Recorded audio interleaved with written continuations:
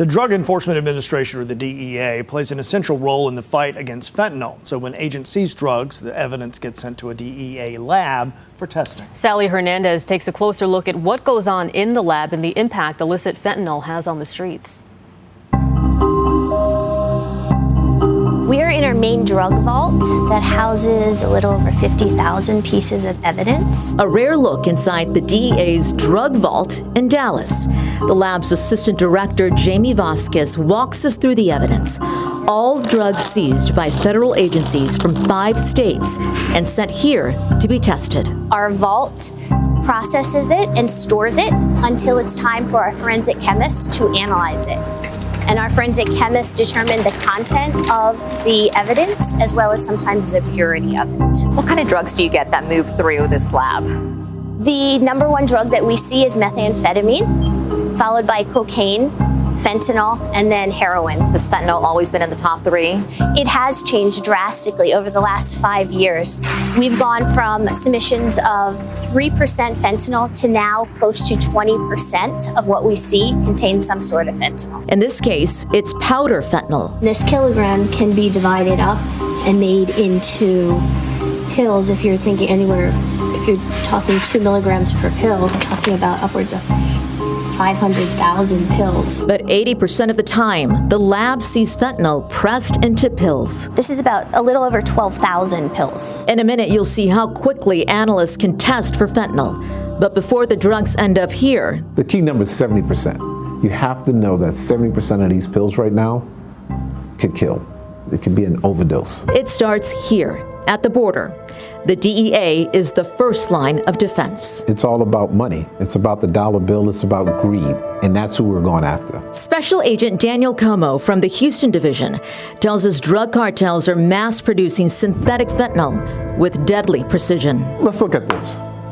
So here's 2 pills. One would think that this is the fake counterfeit pill.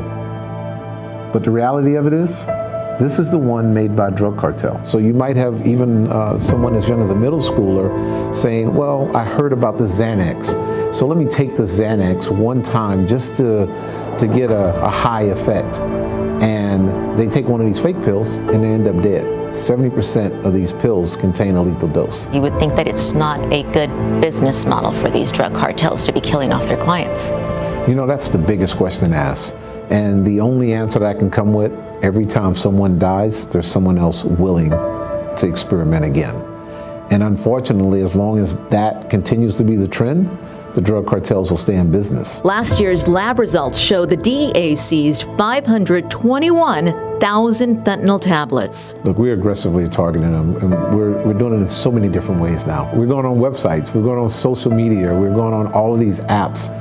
Wherever they are, we are too now. Special Agent Como says parents need to do the same. Every single parent should talk to their kids about this right now, because it's not necessarily, say, a drug dealer that will push this pill on it. It could be their best friend. It could be their peer. And if you don't have those type of conversations with the kids, they might think nothing of it. Back here at the lab, fentanyl testing takes priority. So our triage protocol for evidence coming in is fentanyl and methamphetamine as per our DEA administrator's priority list. And what have you found? On average, our pills contain roughly 2 milligrams of fentanyl per pill. One pill tested from a bag of thousands. Just swab it, place that in this water.